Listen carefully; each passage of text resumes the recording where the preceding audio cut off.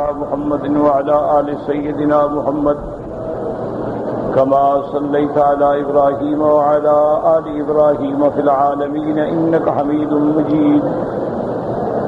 أعوذ بالله من الشيطان الرجيم. بسم الله الرحمن الرحيم. يا أيها الذين آمنوا لا تدخلوا بيوت النبي إلا أن يؤذن لكم إلى طعام غير ناظرين إناه ولكن إذا دعيتم فادخلوا فإذا طعمتم فانتشروا ولا مستأنسين لحديث إن ذلكم كان يؤذي النبي فيستحيي منكم والله لا يستحيي من الحق. وإذا سألتموهن متاعا فاسألوهن من وراء حجاب ذلكم أطهر لقلوبكم وقلوبهن. وما كان لكم أن تؤذوا رسول الله ولا أن تنكحوا أزواجه من بعده أبدا إن ذلكم كان عند الله عظيما. إن تبدوا شيئا أو تخفوه فإن الله كان بكل شيء عليما. قال المؤلف والمفسر رحمه الله تعالى أدام النفع بعلومه وعلومكم في الدارين آمين إلى أن قال. وقال ابن أبي حاتم حدثنا أبي قال حدثنا أبو المظفر قال حدثنا جعفر بن سليمان عن الجعد عن أبي عثمان اليشكري عن أنس بن مالك رضي الله تعالى عنه قال أعرس رسول الله صلی اللہ علیہ وسلم ببعض نسائه. آپ کی شادی ہوئی. فصنعت ام سلیم حیثا. بی بی ام سلیم نے حیث تیار کر کے بھیجا. ثم جعلته فی طور. ایک تھال میں ڈالا. فقالت اذهب بهذا الى رسول الله صلی اللہ علیہ وسلم وقرأه منی السلام. حضور کی خدمت میں لے جاؤ اور میرا سلام عرض کرو. فأخبره أن هذا منا له قلیل. اور یہ بھی کہہ دینا کہ ہماری طرف سے آپ کی شان کے مطابق نہیں، یہ بہت تھوڑا ہدیہ ہے. قال انس والناس يومئذ في جهد. اور یہ اس دور کی بات تھی جب لوگ جو ہے وہ شدت بھوک میں تھے، تکلیف میں تھے. اور اس کے بعد فرماتی ہیں کہ جب میں حضور فجئت به فقلت، میں حضور کی خدمت میں آیا اور میں نے عرض کیا بعثت یا رسول اللہ صلی اللہ علیہ وسلم بعثت بهذا ام سلیم الیکا. بی بی ام سلیم نے یہ آپ کے لیے بھیجا ہے. وہی تقریک السلام. اور بی بی سلام بھی کہہ رہی ہیں اور بتاتی ہیں کہ یہ تھوڑا سا ہدیہ ہے. وتقول اخبر ان هذا منا له قلیل. فنظر الیہ ثم قال ضعه. آپ نے فرمایا اس کو رکھ دو. فوضعه في ناحية البيت. گھر کے ایک کونے میں آپ نے رکھ دیا. ثم قال اذهب. آپ نے فرمایا کہ جاؤ فادع لي فلانا وفلانا. فلان کو بھی دعوت دو، فلان کو بھی دعوت دو. وسمى رجالا كثيرا. بہت سارے لوگوں کا آپ نے نام لیا. قال ومن لقيت من المسلمين. اور ان کے علاوہ بھی جو مومن مسلمان ملے ان کو بھی دعوت دے دو. فدعوت من قال لي ومن لقيت من المسلمين. جن کا نام حضور نے لیا میں نے ان کو بھی دعوت دی اور جو بھی مجھے ملتے گئے ان سب کو میں دعوت دیتا گیا. وجئت والبيت والصفة والحجر والحجرة ملعاء من الناس. فرماتی ہیں کہ جب میں دعوت دے کے لوٹا تو میں نے دیکھا کہ آپ کا گھر اور آپ کا دالان اور حجرہ جو ہے لوگوں سے بھرے ہوئے ہیں. فجئت به الیہ فوضع یدہ علیہ ودعا. میں نے وہ تھال اٹھا کے حضور کی خدمت میں پیش کیا. حضور نے اپنا ہاتھ مبارک رکھا اور آپ نے دعا بھی فرمائی. وقال ما شاء اللہ. ثم قال لیتحلق عشرة. حضور نے فرمایا 10 آدمی ایسے بیٹھ جاؤ. اور اس کے بعد حکم دیا کہ ولیسموا بسم اللہ پڑھ کے کھاؤ. وَلْيَأْكُلْ كُلُّ إِنسَانٍ مِّمَّا يَلِيهِ، اور ہر بندہ اپنے آگے سے کھائے، دوسرے کے آگے سے ہاتھ نہ ڈالے۔ فَجَعَلُوا يُسَمُّونَ وَيَأْكُلُونَ حَتَّى أَكَلُوا كُلَّهُمْ، وہ انہوں نے بسم اللہ پڑھا اور کھانا شروع کیا، سب کے سب کھا گئے، سب نے کھانا تناول فرما لیا۔ فقال لي رسول اللہ صلی اللہ علیہ وسلم ارفعه، آپ نے فرمایا اس کو اٹھاؤ۔ قال فجئت فاخذت الطور، میں نے آ کے اس تھال کو اٹھایا، فنظرت فيه فما ادري اهو حين وضعت اکثر اب حين اخذته۔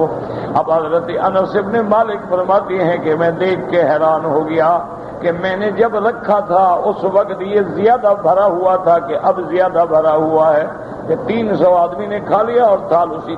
یہ برکت تھی حضور پاک کے ہاتھ مبارک کی، اور معجزہ تھا میرے مدنی سرکار۔ جہاں جہاں بھی حضور نے ہاتھ لگایا ہے نا جی، اللہ نے اس چیز میں برکتیں ہی برکتیں عطا فرمائیں۔ اسی طرح بے عین ہی تقریباً حضور کے ساتھ 1000 سے اوپر کا لشکر ہے اور پانی بھی۔ حضور صلی اللہ علیہ وسلم نے حضرت علی کو حکم دیا کہ جائیں تلاش کریں، کوئی پانی کا پتہ چل جائے۔ حضرت علی رضی اللہ تعالیٰ عنہ فرماتے ہیں کہ میں نے 1-2 ساتھیوں کو لیا، معلومات کیے، ادھر ادھر نظر دوڑائی، کوئی پرندے اڑتے ہوئے نظر آ جائیں، چشمہ پانی کا معلوم ہو جائے۔ فرماتے ہیں کچھ بھی نظر نہ آیا۔ میں نے دیکھا کہ ایک عورت ہے، اس کی اونٹنی پہ 2 مشکیلیں ہیں پانی کے، اور ان کے اوپر بیٹھی ہوئی وہ آ رہی ہے۔ میں نے اس کے ہاتھ کے اشارے سے روکا، وہ رک گئی۔ میں نے پوچھا بی بی پانی کتنی دور ہے؟ اس نے کہا کہ کم سے کم 24 گھنٹے کا فاصلہ ہے۔ تو میں نے کہا اچھا ٹھیک ہے، میرے آقا کا حکم ہے، آپ چلیں۔ وہ بیچاری گھبرا گئی، ایک عورت تھی، وہ کیا انکار کر سکتی۔ حضور کی خدمت میں لے آئے۔ حضور صلی اللہ علیہ وسلم نے فرمایا کہ بی بی تمہارے اس پانی سے ہم کچھ لے لیں۔ اس نے کہا کہ ہاں، اب کیا انکار کر سکتی ہے۔ حضور پاک نے اس مشکیزے سے پانی لیا، پڑا، اس پہ دم فرمایا، پھر مشکیزے میں ڈالا، مشکیزے کا منہ باندھ دیا، اور فرمایا کہ تمام صحابہ جو ہیں اپنے اپنے برتن بھر لیں۔ تو حضرت علی فرماتے ہیں کہ سب صحابہ نے پانی پیا، اپنے برتنوں کو بھرا، اور میں مشکیزے کو دیکھ رہا ہوں کہ پانی پہلے سے بھی زیادہ معلوم ہوتا۔ تو پھر حضور نے حکم دیا کہ جس کے پاس کوئی کھانا ہو، کوئی چاول ہو، کوئی روٹی ہو، کوئی کپڑا ہو، اکٹھا کرو اس بی بی کو تو دینا جس سے ہم نے پانی لیا۔ تو آپ نے کچھ ہدیہ اکٹھا کیا اور گٹھڑی بنائی اور کہا کہ بی بی پانی ہمیں اللہ نے دیا ہے، بس تمہارا پانی تو سبب تھا، دیکھ لو ہم نے کچھ نہیں لیا اس، اور یہ تم اپنے بچوں کو دے دیں۔ تو حضور نے جب ہاتھ لگایا تو اللہ کی رحمت سے۔ اسی طرح صحیح احادیث مبارک میں ہے کہ سفر ہجرت میں جب حضور صلی اللہ علیہ وسلم ام معبد کے خیمے میں مہمان ہوئے تو آپ نے پوچھا کہ حل عندک شیء، ان کو جید ہے کھانے پینے کی؟ اس نے کہا لا یا رسول اللہ، ہمارے گھر میں کچھ بھی نہیں۔ آپ نے فرمایا تمہارے گھر میں یہ بکری ہے؟ اس نے کہا یا رسول اللہ تو بیمار ہے، میرا خامند باقی بکریاں چرانے کے لیے لے گیا، یہ تو کھڑے ہونے کے بھی قابل نہیں۔ آپ نے فرمایا اگر تمہاری اجازت ہو تو ہم اس سے دودھ لے لیں؟ اس نے کہا حضور اس کو پتہ نہیں کہ اللہ کے نبی ہے، وہ تو مہمان سمجھے ہوئے نا۔ اس نے کہا کہ یا محمد صلی اللہ علیہ وسلم یہ بیچاری کیا دودھ دے گی، یہ تو اٹھ کے کھڑی بھی نہیں ہو سکتی۔ حضور تشریف لائے اور صحابی حضرت ابو بکر فرماتے ہیں کہ آپ نے ہاتھ پھیرا، بکری کے اوپر ہاتھ پھیرا اور اللہ سے دعا کی، یا اللہ اب ہم تیرے ہی مہمان ہیں، تیرے ہی دروازے پہ ہیں، اور ہاتھ پھیرتے گیا بکری کھڑی ہو گئی۔ حضرت ابو بکر فرماتے ہیں میں حیران ہو گیا، دیکھا کہ اس کے نک جو تھے وہ دودھ سے بھر گئے، حضور نے فرمایا برتن لے آؤ، برتن لے آؤ تو حضور نے اپنے ہاتھ سے خود دودھ نکالا۔ تو سیدنا ابو بکر فرماتے ہیں فتعجب، تو میں اس دن حیران ہوا کہ بھئی حضور کو تو دودھ نکالنے کا طریقہ بھی آتا ہے کہ کیسے بیٹھا جاتا ہے، برتن کہاں رکھنا ہے، کیسے پکڑنا ہے۔ وہ برتن بھر گیا، حضور نے فرمایا سب کو پلاؤ، سب نے پی لیا، آپ نے فرمایا پھر لے آؤ برتن، پھر برتن بھر گیا، آپ نے فرمایا سب کو پلاؤ، سب نے پی لیا، آپ نے فرمایا پھر برتن لے آؤ، تو سارے برتن بھر کے آپ نے فرمایا بی بی اب یہ گھر میں رکھ لو، جب تمہارا خاوند آئے تو تم اس کو بھی پلانا، ہمیں تو دودھ اسے دینے والے نے دیا ہے، تمہاری بکری تو بہانہ ہے۔ اور اس کے بعد پھر حضور صلی اللہ علیہ وسلم تشریف لے گئے۔ اسی طرح سیدنا انس بن مالک جو آپ کے خادم ہیں، جن کی روایت کی حدیث مبارک ہم پڑھ رہے ہیں، یہ حضور کے خادم ہیں، 10 سال خدمت کی۔ ایک دن آپ کی والدہ نے عرض کیا، حضور بڑے خوش بیٹھے ہوئے تھے، تو انہوں نے فرمایا کہ یا رسول اللہ ہذہ خویتی بکا، یہ تمہارا چھوٹا سا جو خادم ہے اس کے لیے تو دعا کرو۔ چھوٹے تھے انس اس وقت، تو حضرت انس فرماتے ہیں کہ حضور نے میرے پیشانی پہ ہاتھ رکھا اور اس کے بعد دعا فرمائی کہ اللہم بارک لہ فی عمرہ وفی ولدہ وفی مالہ، یا اللہ میرے اس خادم کی عمر میں بھی برکت عطا فرما، اولاد میں بھی برکت عطا فرما، مال میں بھی برکت عطا فرما۔ حضرت انس رضی اللہ تعالیٰ عنہ فرماتے تھے صحابہ سے کہ دیکھو میری عمر 100 سے اوپر ہو گئی ہے، اور میرے پوتے پوتیاں نواسے نواسیاں 130 سے زیادہ ہو گئے ہیں۔ حضور کی دعا سے میرا خاندان اتنا بڑھ گیا ہے، اور میرے مال میں اللہ نے ایسی برکت دی۔ حضرت انس فرماتے ہیں لوگوں کے باغ سال میں 1 دفعہ پھلتے تھے، میری کھجوریں جو ہیں 2 دفعہ پھل لاتی۔ اور سب سے بڑی بات جو حضرت انس فرماتے تھے کہ حضور نے جہاں ہاتھ رکھا تھا وہ بال 100 سال کے بعد بھی سیاہ رہے، جیسے حضور نے ہاتھ رکھا اسی طرح شباب رہا، اس کو تو بڑھاپا آیا ہی نہیں نا، وہاں کسی چیز نے اثر ہی نہیں کیا کہ ہاتھ لگ گیا محمد مصطفیٰ صلی اللہ علیہ وعلا آلہ واصحابہ وسلم تسلیما کثیرا کثیرا۔ تو سرکار دو عالم نے جب ہاتھ رکھ دیا اور جب دعا فرما دی، اور ایک دفعہ تو حضور پاک نے صحابہ سے کہا پانی اکٹھا کرو، صحابہ نے پانی اکٹھا کیا، تو صحابہ کہتے ہیں کہ ایک برتن میں بڑے پیالے میں اس کی تہ میں پانی تھا، حضور نے اپنی انگلیاں رکھ لی، ایسے ہاتھ رکھ لی، صحابہ کہتے ہیں معلوم ہوتا تھا کہ حضور کی انگلیوں سے چشمے جاری ہو گئے، فرمایا سارے بھر بھی لو اور پانی پی بھی لو۔ تو یہ برکت تھی ید رسول اللہ صلی اللہ علیہ وعلا آلہ واصحابہ وسلم تسلیما کثیرا کثیرا۔ تو حضرت انس فرماتے ہیں میں حیران ہو کے دیکھ رہا تھا کہ جب میں نے رکھا تھا اس وقت کھانا زیادہ تھا یا اب زیادہ ہے، اور 300 بندہ بھی کھا چکا ہے۔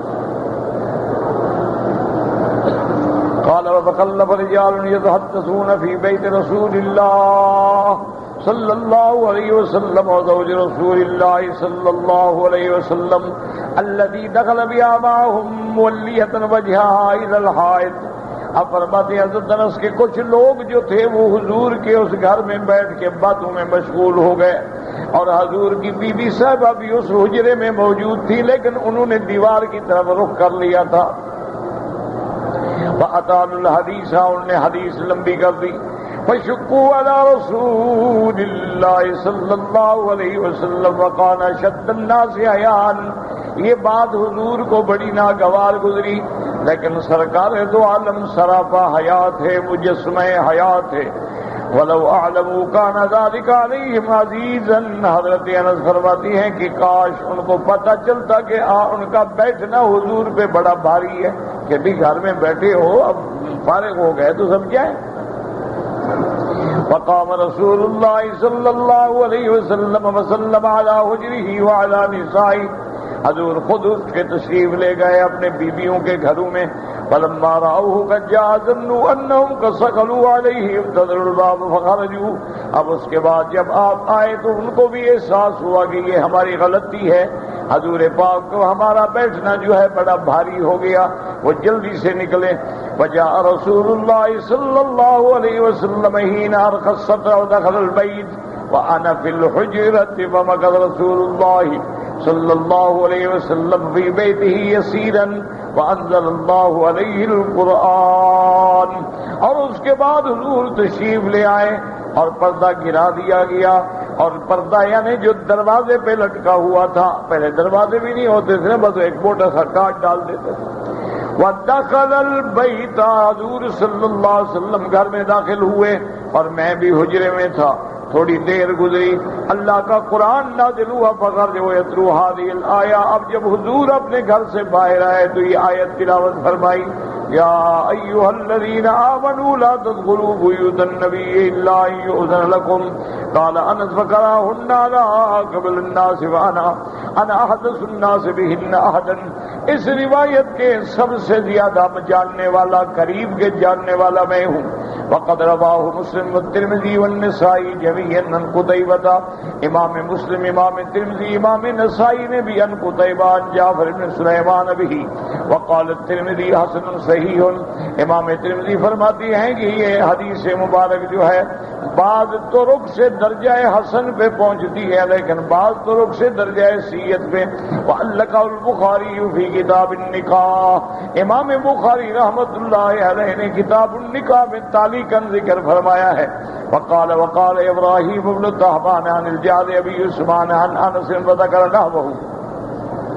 ورواه مسلم ايضا عن محمد بن رافع عن عبد الرزاق عن معمر عن الجعد به. وقد روى هذا الحديث عبد الله بن المبارك عن شريك بيان بن بشر انس بنحوه. ورواه البخاري والترمذي رحمه الله تعالى من طريقين آخرين عن بيان بن بشر الاحمسي الكوفي. امام بخاری اور امام ترمذی نے اس سند کے طریق کے علاوہ بھی روایت فرمایا ہے. ورواه ابن ابي حاتم ايضا من حديث ابي نضرة الابدي عن انس بن مالك بنحو ذلك ولم يخرجوه. ورواه ابن جرير من حديث عمرو بن سعيد ومن حديث الزهري عن انس بنحو ذلك. یعنی اس حدیث کے بہت سارے طرق ہیں اور اس لیے بعض طرق جو ہیں یقوی بعضها بعضا، ایک دوسرے کو صحت اور طاقت دیتے ہوئے درجہ حسن پہ پہنچ جاتے، لیکن بعض طریق ایسے ہیں جو درجہ صحیح پہ. وقال الامام احمد حدثنا بهز وحاشم بن القاسم قال حدثنا سليمان بن المغيرة عن ثابت عن انس قال لما انقضت عدة زينب قال رسول الله صلى الله عليه وسلم لزيد اذهب فاذكرها علي. قال فانطلق زيد حتى أتاها. قال وهي تخمر أجينا فلما رأيتها عظمت في صدري عظمت في صدري. وذكر تمام الحديث كما قدمناه عند قوله تعالى فلما قضى زيد منها وطرا. وزاد في آخر بعد قوله ووعد القوم بما وعظوا به. قال هاشم في حديثه لا تدخلوا بيوت النبي الا ان يؤذن لكم الآية. امام احمد رحمۃ اللہ علیہ نے اس سند کے ساتھ یہ روایت بھی ذکر کی ہے کہ حضرت انس فرماتے ہیں لما انقضت عدت زینب، جب بی بی زینب کی عدت طلاق گزر گئی، عدت پوری ہو گئی، حضور پاک نے حضرت زید کو حکم دیا کہ جا کے بی بی زینب کو میرے بارے میں کہو کہ حضور رشتہ کرنا چاہتے ہیں. اب جناب بی بی حضرت زید فرماتے ہیں کہ میں آیا وہی تخمر اجینہا، بی بی اپنا آٹا گوندھ رہی تھی. فلما رأیتها، جب میں نے بی بی کو دیکھا، عظمت فی صدری، میرے دل میں ان کی بڑی عظمت پیدا ہوئی، بڑی ہیبت، کیونکہ بی بی حضور کی پھوپھی کی بیٹی تھی، ان کا عظمت تھی. اور پھر وہ ذکر کیا، پھر باقی قصہ. اور اس کے بعد یہ آپ ہی کے نکاح کے موقع پہ یہ آیت اتری. وقال ابن جریر حدثني احمد بن عبد الرحمن بن اخي بن وهب قال حدثني امي عبد الله بن وهب قال حدثني يونس بن الزهري عن عروة عن عائشة رضي الله تعالى عنها قالت ان ازواج النبي صلى الله عليه وسلم كن يخرجن بالليل اذا تبرزن الى المناصع وهو سعيد افيح. وكان عمر يقول لرسول الله صلى الله عليه وسلم احجب نساءك فلم يكن رسول الله ليفعل. فخرجت سودة بنت زمعة زوج رسول الله وكانت امرأة طويلة وناداها عمر بالصوت الأعلى قد عرفناك يا سودة ارسل على ان ينزل الحجاب. قالت فانزل الله الحجاب. هكذا وقع في هذه الروایت میں هذا كان بعد نزول الحجاب. اب حضرت بی بی عائشہ فرماتی ہیں کہ حضور کی بیویاں ان ازواج النبی صلی اللہ علیہ وسلم کن یخرجن باللیل، اپنے حاجت پوری کرنے کے لیے رات کو باہر دور میدان میں تشریف لے جاتی تھی. اس زمانے میں گھروں کے اندر تو بیت الخلا اور یہ حمام واش روم نہیں بنے ہوئے تھے، تو ہر آدمی جو ہے وہ گھر سے باہر جاتے تھے، دور چلے گئے، اور تاکہ جہاں کسی کی نظر نہ پڑے، اور پھر کوئی اوٹ ہو، ٹیلا ہو، جگہ ہو، تو جب وہ جاتی تھیں اب اس کے بعد فرماتی ہیں کہ حضرت عمر جا کے حضور کی خدمت میں کہتے تھے یا رسول اللہ حجب نساء کا، حضور اپنی بیویوں کو پردے کا حکم دے، لیکن حضور نہیں کر سکتے. کیوں؟ جب تک اللہ حکم نہ دے اللہ کا نبی کیسے حکم جاری کریں؟ وما ينطق عن الهوى ان هو الا وحی یوحی. اب بی فرماتی ہیں کہ ایک رات کا قصہ ہے. فخرجت سودۃ بنت زمعۃ زوج رسول اللہ، حضور کی بیوی ہیں بی بی سودا بنت زما، بڑی متقیہ، بڑی عابدہ، بڑی پرہیزگار. وکانت امراۃ طویلۃ، لمبے قد کی عورت تھی. تو حضرت عمر نے دور سے پکارا کہ سودا کا طرف نہ، کہ ہم نے پہچان لیا تم سودا ہو. حضرت عمر کے کہنے کا مقصد یہ تھا کہ اللہ کی غیرت جوش میں آئے اور پردے کا حکم نازل ہو جائے. یعنی حضرت عمر رضی اللہ تعالی عنہ اس لیے کہہ رہے تھے تاکہ اللہ تبارک و تعالی حکم جاری کریں. فرماتی ہیں فانزل اللہ الحجاب، اللہ نے حکم دے دیا پردے کا.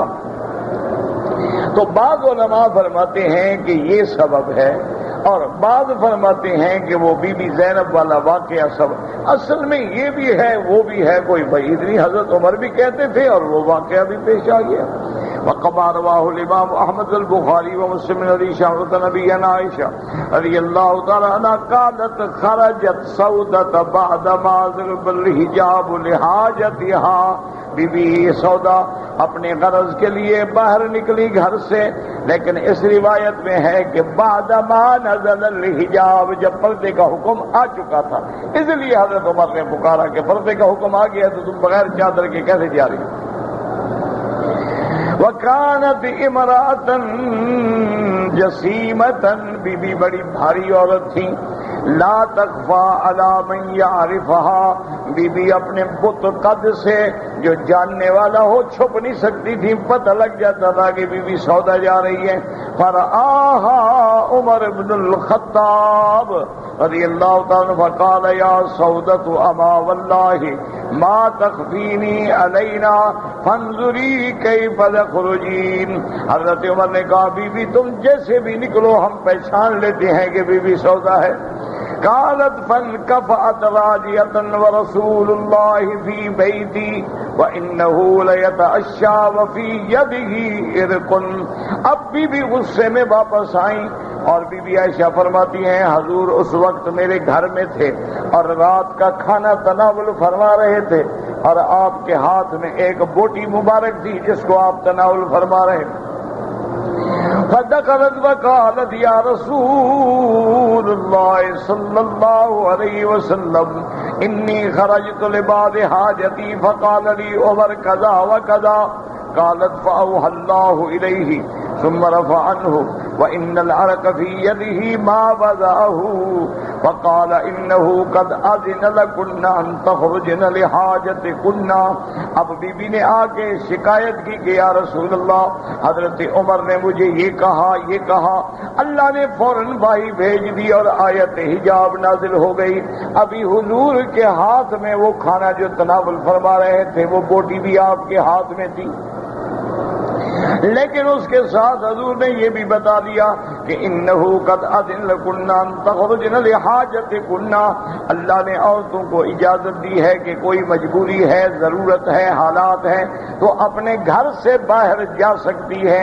لفظ البخاری وقولہ تعالی لا تدخلوا بیوت النبی حضر علی المؤمنین ان يدخلوا منازل رسول اللہ صلی اللہ علیہ وسلم بغیر اذن کما كانوا قبل ذلك يصنعون في بيوتهم في الجاہلیت فابتداء الاسلام حتى غار اللہ لهذه الامة فامرهم بذلك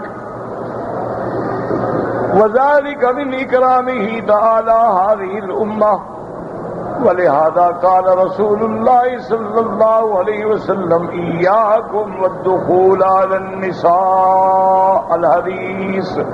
اب مفسر رحمۃ اللہ علیہ فرماتی ہیں کہ اللہ نے یہ آیت نازل فرمائی کہ لا تدخلوا بیوت النبی، اللہ پاک نے مومنوں پہ پابندی لگا دی کہ خبردار داخل نہ ہوں حضور کے گھرانے میں بغیر اجازت کے۔ حالانکہ اسلام سے پہلے لوگ آتے تھے، داخل ہوتے تھے، جاتے تھے، کوئی پابندی نہیں ہوتی تھی۔ اللہ تبارک و تعالیٰ کی غیرت جو تھی وہ جوش میں آئی، اللہ نے حضور کی اس امت کی عزت اور اکرام کے لیے یہ پردے کا حکم بھی نازل فرما دیا۔ اس میں عزت ہے، اکرام ہے اور شان ہے حضور کی امت کی۔ اللہ تبارک و تعالیٰ نے یہ احکام نازل فرمائے۔ تو اصل بات یہ ہے کہ جب حضور میرے آقا رحمت دو عالم سیدنا محمد مصطفیٰ صلی اللہ علیہ وعلا آلہ واصحابہ وسلم تسلیما کثیرا، لیلۃ المعراج میں آپ جب تشریف لے گئے، جہاں اللہ تعالی نے آپ کو اپنی قدرت کی نشانیاں دکھلائیں، وہاں اللہ نے آپ کو جنت بھی دکھلائی۔ حضور صلی اللہ علیہ وسلم جب جنت میں داخل ہوئے تو آپ نے ایک گھر دیکھا جو سفید موتیوں سے بنا ہوا تھا، اینٹیں نہیں، موتی لگا کے بنایا گیا۔ تو حضور کو وہ محل بڑا پسند آیا۔ تو حضور صلی اللہ علیہ وسلم نے فرمایا کہ جبرائیل لمن ھذا، یہ محل کس کا ہے؟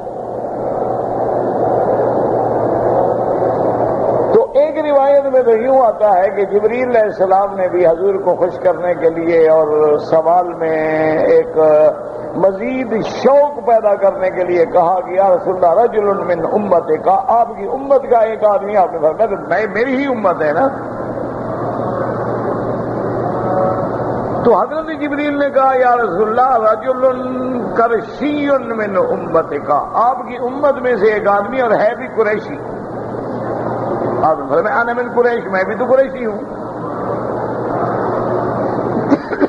تو اس نے عرض کیا کہ یا رسول اللہ آپ کی شان تو بہت بلند ہے، یہ تو آپ کے خادم حضرت عمر کا گھر ہے رضی اللہ تعالی عنہ کا۔ تو حضور بڑے خوش ہوئے۔ تو جب حضور لیلۃ المعراج سے واپس آئے، حضرت عمر سے بات ہوئی، حضرت عمر اسلام لا چکے۔ تو حضور پاک نے فرمایا کہ عمر میں تمہیں مبارک دیتا ہوں، تمہارا جنت میں نے گھر دیکھا ہے جو ماشاء اللہ من لؤلؤ، موتیوں سے بنا ہوا ہے۔ اور حضور نے فرمایا وہ گھر مجھے اتنا پسند آیا، میرا دل چاہا کہ میں اندر بھی جا کے دیکھوں، لیکن رأیت، میں نے دیکھا کہ اس گھر کے دروازے پہ ایک عورت بیٹھی ہے جو وضو کر رہی ہے۔ تو اس لیے میں واپس آ گیا کہ بھائی عمر کا گھر ہے اور یہ تو عمر کی بیوی ہے حور عین میں سے، اور میں جاؤں تو پتہ نہیں عمر کی غیرت برداشت کرے نہ کرے کہ میرے گھر میں حضور کیسے گئے۔ تو حضرت عمر فبکا عمر، حضرت عمر رونے لگ گئے، کہنے لگا اغار علیک یا رسول اللہ، حضور مجھے آپ پر غیرت آتی؟ غیرت تو لوگوں کے لیے ہوتی ہے، آپ تو باپ ہیں، اور حضور اگر آپ میرے گھر میں چلے جاتے تو میں کتنا خوش نصیب تھا کہ میرے گھر میں پہلا قدم محمد مصطفیٰ کا ہوتا صلی اللہ علیہ وسلم۔ تو حضور نے فرمایا عمر تم بھی غیرت والے ہو، انا اغیر منکا، میں تم سے زیادہ غیرت والا ہوں، واللہ اغیر منی، اللہ مجھ سے بھی زیادہ غیرت والا۔ تو یہ حضرت عمر کا عمل جو تھا غیرت کے لیے تھا، تاکہ اللہ کی رحمت جوش میں آئے اور اس امت کے لیے پردے کا حکم جو ہے وہ نازل۔ تو اسی لیے اللہ پاک نے آیت حجاب جو ہے وہ نازل فرما دی۔ اس کے شان نزول میں دو باتیں ہوئیں، ایک حضرت عمر کا کہنا اور ایک حضور کے گھر میں بی بی زینب کے نکاح کے موقع پر لوگوں کا بیٹھ جانا، حضور کی تکلیف کا باعث بننا۔ تو اللہ تبارک و تعالی نے حکم فرما دیا کہ گھر میں داخل نہ ہوں، اجازت سے ہوں، اور جب بلایا جائیں، جب کھانا کھانے تو فوراً اٹھ کے چلے جائیں۔ تو یہ آداب ہوتے ہیں مجلس کے۔ الحمدللہ یہاں عرب میں آج بھی یہی آداب۔ آپ کسی بھی دعوت میں جائیں، آپ کسی بھی شادی میں، کسی بھی عزومے میں، کسی بھی دعوت میں، جب کھانا کھا لیا بس سب اٹھ کے چلے جائیں۔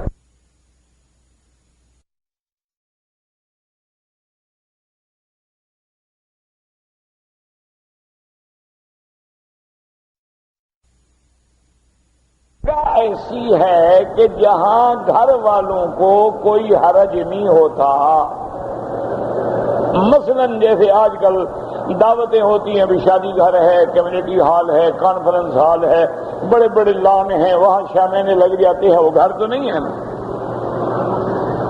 گھر تو گھر ہے نا ان کا۔ اگر وہاں کھانے کے بعد کچھ لوگ بیٹھ جائیں تو کوئی حرج نہیں، کیونکہ وہ گھر والوں کے لیے بوجھ نہیں۔ اسی طرح بعض علماء نے فرمایا ہے کہ اگر آپ کسی کے گھر میں دعوت کھانے کے لیے گئے ہیں، لیکن آپ کو یہ یقین ہے کہ میرے بیٹھنے سے گھر والے پر کوئی بوجھ نہیں ہوگا، بلکہ خوش ہوگا کہ میرے گھر میں خدا کرے اور بیٹھے، تو وہاں بھی بیٹھنا جائے۔ لیکن جہاں حالات ایسے ہوں، جیسے حضور کا گھر تھا کہ ایک ہی حجرہ مبارک ہے، اسی میں بیوی بیچاری دیوار کی طرف منہ کر کے بیٹھی اور یہ بیٹھے باتیں کر رہے ہیں، تو یہ بات جو ہے ناقابل برداشت ہے۔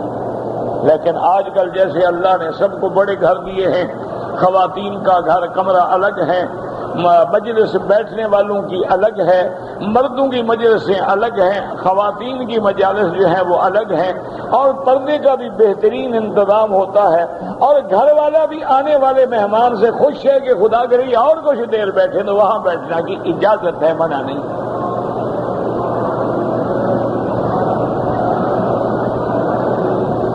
ثم استثنى من ذلك فقال تعالى الا ان يؤذن لكم الى طعام غير ناظرين اناه۔ اس کے بعد اللہ نے استثناء کر دیا، چونکہ پہلا حکم تو یہ تھا کہ لا تدخلوا بیوت النبی، کہ نبی کے گھروں میں داخل بھی نہ ہوں، لیکن اب استثناء آ گیا کہ ہاں اس وقت اگر نبی خود اجازت دیں اور دعوت یا کھانے پہ بلائیں تو کھانے کے پکنے کو نہ دیکھتے رہیں، اس وقت جائیں جب بلایا جائے۔ قال مجاہد وقتادہ وغیرہما ای غیر متحینین نضجہ واستواءہ۔ حضرت مجاہد قتادہ فرماتے ہیں الی طعام غیر ناظرین اناہ، کیا معنی؟ یعنی غیر متحینین، وہاں بیٹھ کے انتظار نہ کریں کہ کھانا پک جائے، تیار ہو جائے۔ اے لا ترکبوا الطعام اذا طبخ حتى اذا قارب الاستواء تعرضتم للدخول فان هذا مما يكرهه الله ويذمه۔ اگر کہیں کھانا پک رہا ہے، آپ پہلے جا کے بیٹھ گئے ہیں تاکہ جو ہی پکے تو ہم فوراً پہنچے، یہ چیز پسند نہیں۔ وهذا دلیل على تحریم التطفیل وهو الذي تسميه العرب الزيفا۔ وقد صنف الخطيب البغدادي في ذلك في كتابا في ذم الطفيليين وذكر من اخبارهم اشياء يطول ايرادها۔ اور اسی طرح اللہ تبارک و تعالیٰ کے احکام میں یہ بات بھی سمجھ آئی کہ جب آپ کو دعوت ہے تو آپ 4 بندے اور لے کے چل پڑیں۔ اس کو کہتے ہیں طفیلیین، یہ طفیلی ہیں کہ ان کو تو دعوت ہی نہیں ہے، آؤ بھی چلو یار، تم بھی چلو، اچھا تم بھی چلو، بھائی تمہیں اس نے بلایا ہے، ان کو تو نہیں بلایا۔ اور پھر وہاں ایک کھانے کا محدود انتظام ہے، تم 10 آدمی اور لے کے چلے جائیں، تو یہ چیزیں جو ہیں منع ہیں۔ مفسر فرماتے ہیں کہ خطیب بغدادی نے اس بارے میں مفصل ایک کتاب لکھی ہے، لیکن میں اس کو نقل نہیں کرتا کہ بات بلا وجہ لمبی ہو جائے گی۔ ثم قال تعالی ولکن اذا دعیتم فادخلوا واذا طعمتم فانتشروا، اللہ نے فرمایا جب بلایا جائے تو جاؤ، جب کھانا کھا لو تو اس کے بعد منتشر ہو کے چلے جاؤ۔ وفی صحیح مسلم ابن عمر رضی اللہ تعالی عنہما قال قال رسول اللہ صلی اللہ علیہ وسلم احدکم اخاہ فلیجب عرسا کان او غیرہ۔ حضرت عبداللہ ابن عمر رضی اللہ عنہما سے روایت ہے کہ میرے آقا نے فرمایا کہ جب کوئی بھائی تم کو دعوت دے، شادی کی دعوت ہو یا کوئی اور دعوت ہو، تو گائے کرو، اس کی بات سنا، کیوں؟ اس سے محبت بڑھتی ہے، پیار بڑھتا ہے، تعلق بڑھتا ہے، اضافہ ہوتا ہے۔ وَأَصْلُهُ فِي الصَّحِيحَيْنِ وَفِي الصَّحِيحِ أَيْضًا عن رسول اللہ صلی اللہ علیہ وسلم دعیت إِلَى ذِرَاءٍ لَعَجَبْتُ وَلَوْ أُهْدِيَ إِلَيَّ كَرَاءً لَقَبِلْتُ فَإِذَا فَرَغْتُم مِّنَ الَّذِي دُعِيتُمْ إِلَيْهِ فَخَفِّفُوا عَنْ أَهْلِ الْمَنزِلِ وَانتَشِرُوا فِي الْأَرْضِ۔ صحیح حدیث میں ہے کہ میرے آقا نے رحمت دو جہاں نے فرمایا اگر مجھے کوئی بکری کے ایک چوڑے پہ بھی دعوت کے لیے بلائے، ایک حصہ ہے چھوٹا، تو میں اس کے لیے بھی چلا جاؤں گا۔ کوئی مجھے اس کا ایک پایا بھی ہدیہ کرے تو میں قبول کر لوں گا، یعنی چھوٹی سی چیز۔ تو معنی یہ ہے کہ دوست بھائی ہدیہ کرے قبول کیا، یہ نہ کہو کہ یار میرے پاس کیا لے کے آیا ہے، چھوٹی چیز ہے بڑی چیز ہے قبول کرو۔ اگر دعوت دے یہ نہ کہو بھی غریب آدمی ہیں پتہ نہیں کیا کھائیں گے کیا پکائیں گے، نہیں، جو بھی دعوت ہو اس پہ جائیں۔ حضور صلی اللہ علیہ وآلہ اور آپ نے فرمایا فَإِذَا فَرَغْتُم مِّنَ الَّذِي دُعِيتُمْ إِلَيْهِ، اور جس کام کے لیے تم کو بلایا گیا ہے جب تم فارغ ہو جاؤ، فَخَفِّفُوا عَنْ أَهْلِ الْمَنزِلِ، اب گھر والوں کے لیے آسانی پیدا کرو، کھانا کھا لیا تو چلے جاؤ تاکہ وہ اپنے باقی امور جو ہیں سر انجام دیں۔ وَلِهَذَا قَالَ تَعَالَىٰ وَلَا مُسْتَأْنِسِينَ لِحَدِيثٍ، یہ نہیں کہ وہ کس سے لے کے بیٹھ جاؤ۔ أي كما وقع لأولئك النفر الثلاثة الذين استرسل بهم ونسوا أنفسهم حتى شق ذلك على رسول الله، جیسے وہ تین آدمی حضور کے گھر میں بیٹھ گئے باتیں کرنے کے لیے، اور حضور کے لیے یہ بات جو تھی بے بڑی ناگوار گزری، لیکن ان کو خیال نہیں آیا۔ اللہ نے فرمایا إن ذلكم كان يؤذي النبي فَيَسْتَحْيِي مِنْكُمْ، یہ تمہارا عمل جو ہے میرے مدنی کے لیے باعث تکلیف ہے، لیکن حضور اپنے شرم کی وجہ سے تمہیں کہہ نہیں سکتے کہ میرے گھر سے چلے جاؤ۔ وَقِيلَ الْمُرَادُ أَنَّ دُخُولَكُم مَنزِلَهُ بِغَيْرِ إِذْنِهِ إِنْ كَانَ يَشُقُّ عَلَيْهِ وَيَتَعَذَّىٰ بِهِ وَلَٰكِنْ كَانَ يَكْرَهُ أَن يَنْهَاهُم عَنْ ذَٰلِكَ مِن شِدَّةِ حَيَائِهِ، اور بعض فرماتے ہیں کہ حضور کے گھر میں کبھی کبھی صحابہ بغیر بلائے بھی چلے جاتے تھے اور بیٹھ جاتے تھے، تو یہ بات جو ہے یہ اللہ نے حکم دے دیا کہ مت جاؤ، بلائیں تو جاؤ ورنہ نہیں۔ حتی انزل اللہ علیہ النہی عن ذلک ولہذا قال تعالی واللہ لا یستحیی من الحق، اے ولہذا نہاکم عن ذلک وزجرکم عنہ۔ تو اللہ تبارک و تعالی جو ہیں وہ تو حق بات واضح فرما دیتے ہیں، اس لیے اللہ تبارک و تعالی نے حکم دے دیا ہے، تو اس لیے یہ آداب ہیں۔ اب بظاہر یہ حضور کے گھرانے کے لیے حکم ہے، لیکن حکم قیامت تک عام ہے کہ کسی کے گھر میں بغیر اجازت کے نہ جاؤ، اگر بلائیں تو ضرور جاؤ، اور جب کام پورا ہو جائے تو اب اس کے بعد چلے جاؤ تاکہ گھر والوں کے لیے باعث تکلیف نہ ہو۔ واللہ اعلم۔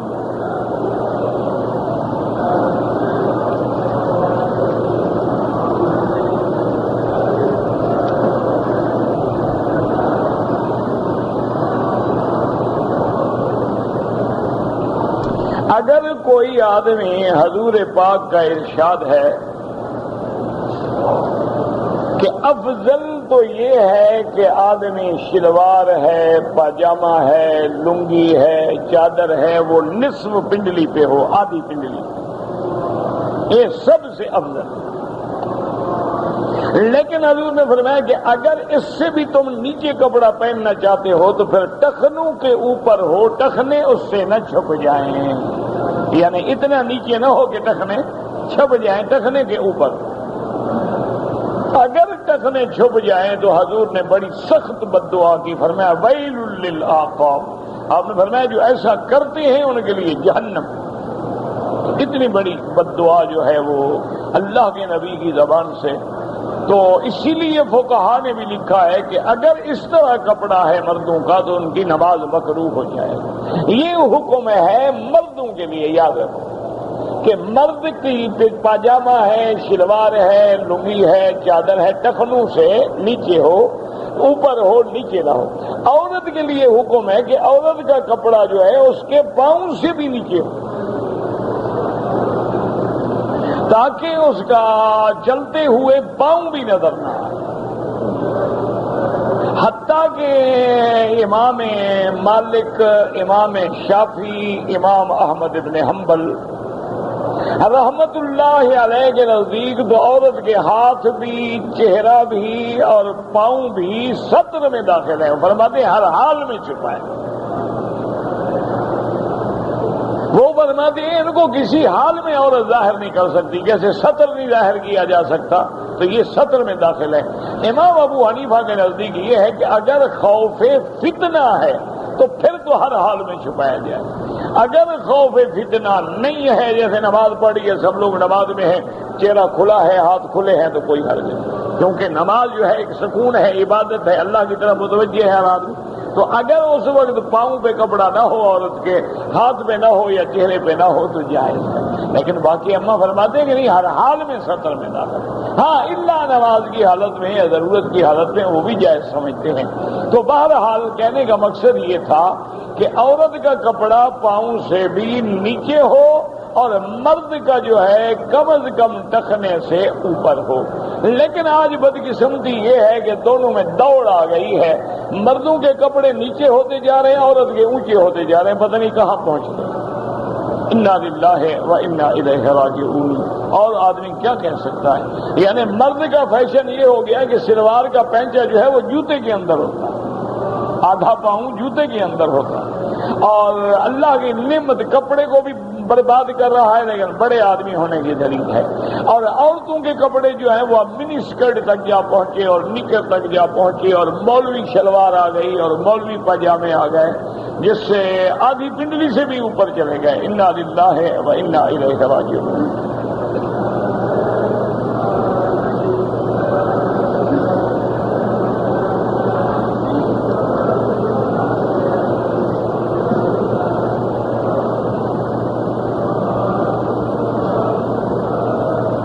ایک آدمی نے شادی مسئلہ پوچھا ہے کہ اس کے والد نے دوسری شادی کی ہے، عورت جو ہے وہ بیوہ ہے اور اس کی بچی اس کے پہلے خاوند سے ہے، اس سے شادی بالکل نہیں کر سکتا۔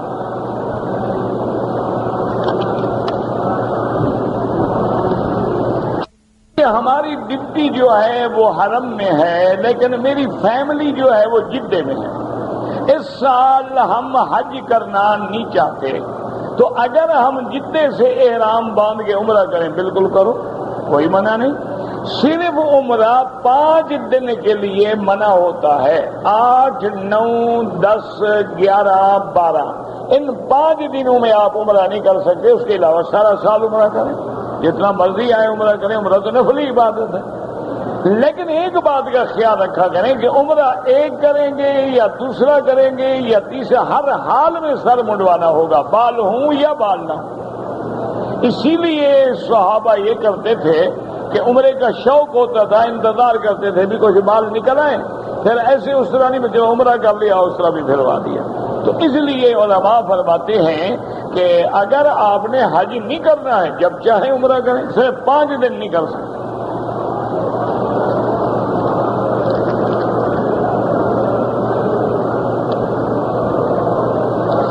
جی کہ ایک آدمی جو ہے داڑھی رکھنے سے انکار کرتا ہے، دیکھو جی، ایک ہے کہ داڑھی نہیں رکھتا تو گناہ گار ہے، کیونکہ داڑھی جو ہے یہ درجہ وجوب سے بھی آگے بڑھ گئی ہے کہ حضور نے 1 منٹ کے لیے بھی اپنی بدن مبارک سے چہرے سے داڑھی کو جدا نہیں کیا، اور داڑھی 1,24,000 سنت انبیاء، اور داڑھی کا ذکر اللہ کے قرآن میں بھی موجود ہے کہ حضرت ہارون علیہ السلام نے موسیٰ علیہ السلام اپنے بھائی سے کہا تھا لا تأخذ بلحیتی ولا براسی، بھائی جان میری داڑھی تو نہ پکڑیں، مجھے تو شرمندہ نہ کریں قوم کے سامنے، تو آپ کی داڑھی مبارک تھی۔ حضور پاک نے فرمایا کہ میں نے حضرت ہارون کو دیکھا تو آپ کی داڑھی ناف سے بھی نیچے تھی۔ حضور نے فرمایا میں نے اپنے ابا ابراہیم کو دیکھا تو آپ کی داڑھی مبارک سینے تک بھری ہوئی تھی۔ تو داڑھی نہ رکھنا جو ہے یہ گناہ کبیرہ ہے، اور مڈانے والا آدمی 1 دفعہ 2 دفعہ 3 دفعہ جب مڈاتا ہے وہ فاسق اور فاجر ہو جاتا ہے۔ ایسے آدمی کی نہ اذان دینا جائز ہے نہ امام بننا جائز ہے۔ ایک ہے داڑھی کا انکار کرتا ہے وہ تو کافر ہو جاتا ہے، وہ سنت مصطفیٰ کا انکار ہے، وہ کہے داڑھی اسلام میں نہیں ہے وہ تو کافر ہو جائے گا، کلمہ پڑھے، توبہ کرے، استغفار کرے۔ ایک ہے آدمی گناہگار ہے نہیں رکھتا، گناہگار ہے، لیکن یہ کوئی چھوٹا موٹا گناہ نہیں، گناہ کبیرہ ہے۔ صغیرہ 1 دفعہ مڈانے سے ہوتا ہے، جب بار بار مڈائے گا تو گناہ کبیرہ ہے۔ لا صغیرۃ مع الاصرار ولا کبیرۃ مع الاستغفار، کوئی صغیرہ گناہ نہیں رہتا، جب بار بار کرو وہ خود بخود کبیرہ ہو جاتا ہے، اور کبیرہ گناہ جو ہے اس کی معافی کا حل جو ہے وہ توبہ ہے۔ اور داڑھی جو ہے یہ شعار انبیاء ہے، داڑھی جو ہے یہ زینت محمد مصطفیٰ ہے، داڑھی جو ہے یہ مرد کی علامت ہے۔ عورت کی داڑھی ہوتی ہے؟ اللہ نے تمہیں مرد بنایا، تم عورت بننا چاہتے ہو، تمہاری مرضی۔ اچھا ابھی یہ خسرے ہوتے ہیں جنہیں تم ہیجڑے کہتے ہو، اور جو شادیوں میں بھیک مانگ، ان کی داڑھی ہوتی ہے؟ تو داڑھی تو ہوتی ہی مرد کی ہے۔ اسی لیے عرب کا محاورہ ہے کہ زینت الجبال اللحا و زینت الرجال اللحا و زینت النساء الحیا۔ وہ فرماتے ہیں پہاڑوں کی زینت جو ہے سبزے سے ہے، خشک پہاڑ پہ کون جائے گا؟ جن پہاڑوں پہ سبزہ ہوتا ہے لوگ سیر پہ جاتے ہیں، اور مرد کی زینت جو ہے وہ داڑھی ہے، اور عورت کی زینت جو ہے وہ حیا ہے۔ عورت کی زینت بے حیائی میں نہیں، حیا میں زینت ہوتی ہے۔ بے حیائی میں کیا زینت ہے؟ بے حیا عورت تو ایسے ہے جیسے چوسا ہوا آم ہو، گٹھلی کوئی پھینک دے اور تم اٹھا کے لے لو۔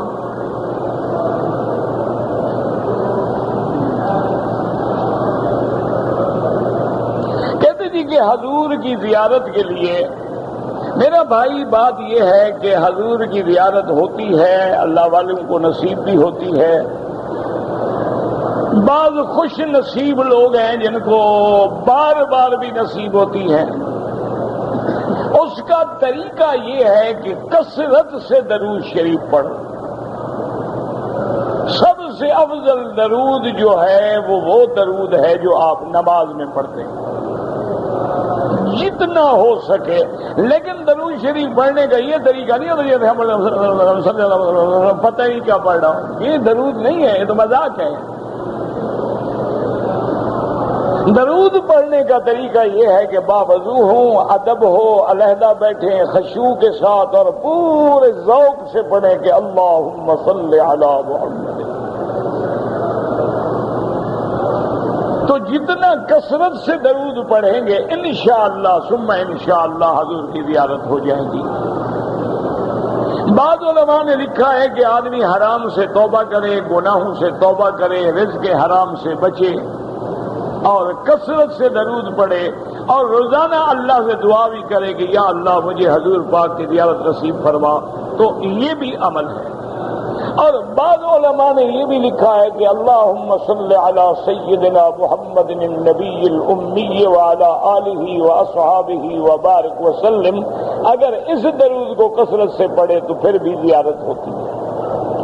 اسی طرح بعض علماء نے مختلف درود لکھے ہیں، اللہم صلی علی سیدنا محمد بما هو مستحقہ واہلہ، لیکن اس میں کوئی شبہ نہیں کہ سب سے افضل درود وہ ہے جو خود نبی نے اپنے اوپر پڑھا ہے۔ اس سے افضل درود دنیا میں علماء نے بڑے درود لکھے ہیں، اللہ ان کو جزائے خیر دے، انہوں نے بھی محبت میں حضور پاک پہ درود لکھے ہیں اور بڑے عجیب عجیب صیغے کے ساتھ درود لکھے گئے ہیں. صلی اللہ علی النبی الامی یا رب صلی علی محمد صلی اللہ علیہ یا محمد اللہم صلی علی محمد وبارک وسلم علیہ اللہم صلی علی محمد عدد کل ذرۃ الف الف مرۃ.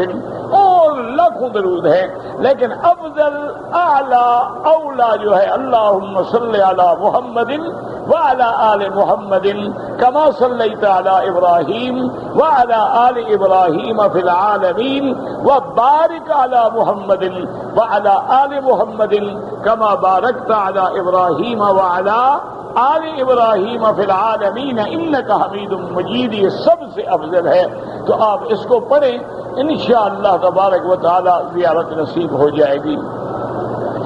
اسی طرح میں نے ایک دفعہ کسی کتاب میں پڑھا تھا، کوئی اللہ والے بزرگ گزرے ہیں، انہوں نے حضور کی محبت میں ایک فارسی کے اندر قصیدہ لکھا تھا. نسیمہ جانے بے کوئے گزر کن بگو آ نازنی شمشاد مارا.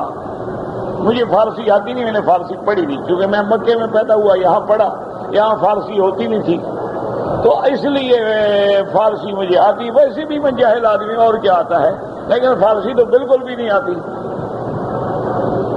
تو بہرحال یہ جو ربائی ہے نا جی، اس کے بارے میں بھی ایک تھے علامہ نعمت اللہ رحمت اللہ علیہ، جو امیر شریعت تھے راجستھان میں، ہندوستان کے علاقے میں، اس زمانے میں بہت بڑے علماء میں سے گزرے ہیں، موحدین علماء میں سے.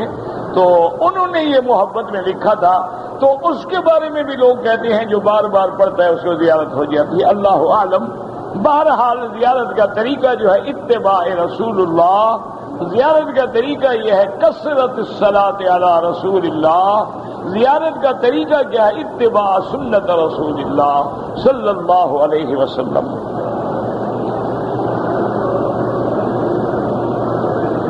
اگر کسی کا طواف میں وضو ٹوٹ گیا چھوڑ دے، اگر ایک دو چکر ہوئے تین تو دوبارہ ابتدا سے شروع کرے. اگر 4 چکر کر چکا تھا تو جہاں چھوڑا ہے وضو کر کے وہاں سے شروع کرے.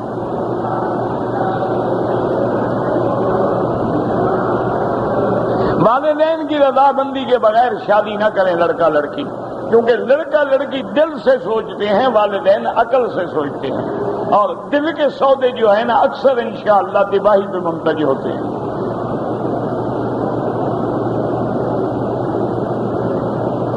کہتے جی کہ آپ کون سی تفسیر کا درس دیتے ہیں؟ اس وقت ابن کثیر اور صبح کو جلالین. سگریٹ پینا حرام ہے، ڈبل حرام ہے. ایک تو سگریٹ حرام ہے کہ تمباکو ہے، ایک اپنے پیسے کو آگ لگانا حرام ہے، تیسرا اپنے بدن کو نقصان پہنچانا حرام ہے، چوتھا فضول خرچی کرنا حرام ہے. ان المبذرین کانوا اخوان الشیاطین. اللہ کا قرآن کہتا ہے جو لوگ اپنے پیسے کو حرام میں اڑاتے ہیں شیطان کے بھائی. باقی تمہاری مرضی، تم نے کون سی چھوڑ دینی ہے. عمریں بھی کرتے رہیں گے، سگریٹیں بھی پیتے رہیں گے.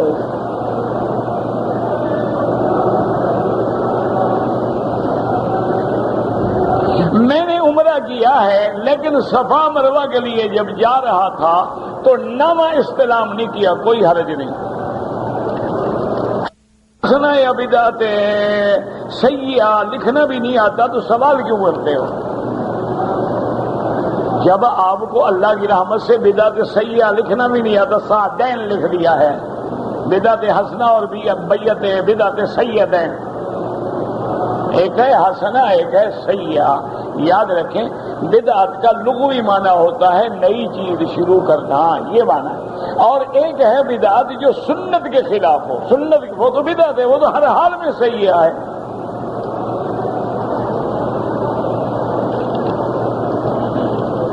یہاں کے ائمہ جو ہیں ان کے احکام اور ان کی قضا جو ہے وہ فقہ حنبلی کے مطابق، امام احمد ابن حنبل رحمۃ اللہ علیہ کی فقہ کے مطابق قضا کے فیصلے ہوتے ہیں.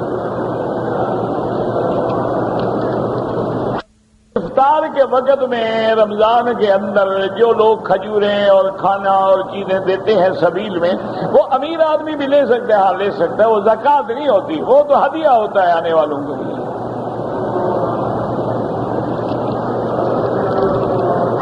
آپ کی فضیلت کیسے ثابت ہے؟ اللہ کا جو قرآن میں حکم ہے، اور بھی فضیلت وَلْيَطَّوَّفُوا بِالْبَيْتِ الْعَتِيقِ، اللہ نے حکم دیا ابراہیم کو طہر بیتی للطائفین والعاکفین والرکع، اب اس کے بعد بھی فضیلت کی ضرورت ہے۔ حضور نے فرمایا ایک طواف جو ہے ولد اسماعیل سے ایک غلام خرید کے آزاد کرو، اس کے برابر ثواب ہوتا ہے۔ ایک غلام کتنے کا لوگے؟ کم سے کم آج کل تو 10 لاکھ کا بھی نہیں ملے گا، ہے ہی نہیں، غلام ملے گا کہاں سے؟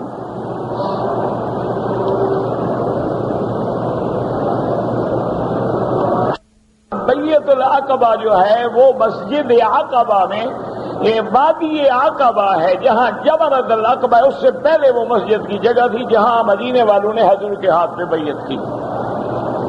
باقی تفصیل تاریخ مکہ اٹھا کے پڑھو۔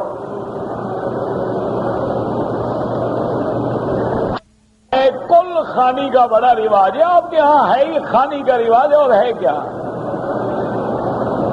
آپ کے ہاں؟ تو بس ساری کل خانی ہے، یہ جمعرات شریف ہے، یہ چیلم شریف ہے، یہ تیجا شریف ہے، یہ 10واں شریف ہے، یہ پتہ نہیں، یہ سارا حرام ہے، کھانا بھی حرام، کھلانا بھی حرام۔ آپ نے اگر والد کی خیرات کرنی ہے سارا مہینہ کرو، تیسرے دن کو شرط ہے، دن مقرر کرنے کا حق اللہ کو ہے، کسی بندے کو نہیں۔ اللہ نے مقرر کیا کہ یہ جمعہ ہے، اللہ نے مقرر کیا کہ رمضان ہے، اللہ نے مقرر کیا کہ عشرہ ذی الحجہ ہے، اللہ نے مقرر کیا کہ حج کے 10 دن ہیں، اللہ نے مقرر کیا کہ 9 کو عرفات ہے، 10 کو ملا ہے۔ کسی بندے کو اختیار نہیں کہ دن مقرر کریں۔ آپ چاہے 3 کو نہ کریں، 5 کو کر دیں، 6 کو کر دیں، خیرات کرنی ہے، اللہ نے ثواب پہنچانا ہے۔ یہ تھوڑا ہے کہ تیسرے دن کرو گے تو ثواب ملے گا، چوتھے دن کرو گے تو چاول حرام گئے۔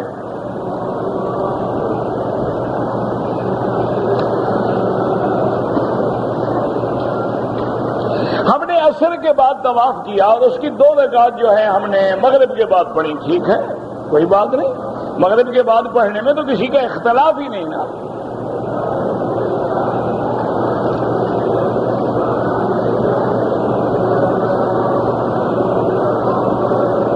اگر ہم نے عمرہ کیا ہے اس طرح پھروایا، پھر عمرہ کیا ہم نے ایک دوسرے کا سیفٹی کے ساتھ، ٹھیک ہو گیا۔ نماز میں جو رفع یدین کرتے ہیں اللہ ان کی بھی قبول کرے، جو نہیں کرتے ان کے بعد بھی حدیث رسول اللہ ہے جس کی روایت حضرت عبداللہ ابن مسعود نے فرمائی ہے۔ حضرت عبداللہ ابن مسعود جلیل القدر صحابی ہیں اور یہ وہ شان والے صحابی ہیں۔ حضور نے فرمایا جس بات سے میرا عبداللہ ابن مسعود راضی ہو میں امت کے لیے راضی ہوں۔ 1400 سال گزر گئے، لڑاتے رہو قوم کو انہی مسئلوں میں۔ کفر اسلام کو مٹانے پہ لگا ہوا ہے، کفر قرآن مٹانے پہ لگا ہوا ہے، ہم ابھی تک ان جھگڑوں میں پڑے بھائی، کرتے ہیں الحمدللہ، نہیں کرتے الحمدللہ، اعلیٰ اولا کی باتیں ہیں۔ کوئی کفر اسلام کی جنگ ہے کہ آدمی ایک دوسرے کے ٹکرے مارتا رہے؟ اسی طرح سورۃ الفاتحہ ہے، جو پڑھتے ہیں اللہ ان کی بھی قبول کرے، جو نہیں پڑھتے ان کے پاس بھی حدیث ہے مسلم شریف کی کہ اذا قرأ فانصتوا، جب امام پڑھ رہا ہو تم چپ رہو۔ اللہ کا قرآن کہتا ہے کہ جب قرآن پڑھا جائے تم چپ رہو۔ مسجد عائشہ سے عمرے کا حضور نے حکم دیا ہے، اگر جائز نہ ہوتا حضور حکم دیتے، کوئی عقل کی بات ہے۔ اور یہ کہنا کہ صرف عائشہ کے لیے، حضور فرماتے تھے کہ عائشہ صرف تمہارے لیے ہے، بس آئندہ کوئی نہیں کرے گا۔ لیکن بعد میں عبداللہ ابن زبیر نے کیا، عبداللہ ابن عمر نے کیا، اور بی بی عائشہ تو جب تک زندہ رہی کرتی رہی۔ انہوں نے کہا مجھے حضور نے یہاں سے حکم دیا تھا، میں نبی پاک کا حکم کیسے تازہ نہ کروں۔ ربنا تقبل منا انك انت السميع العليم وتب علينا انك انت التواب الرحيم اللهم فرج هم المهمومين نفس كرب المكروبين وقض الدين عن المدينين واشفنا واشف مرضانا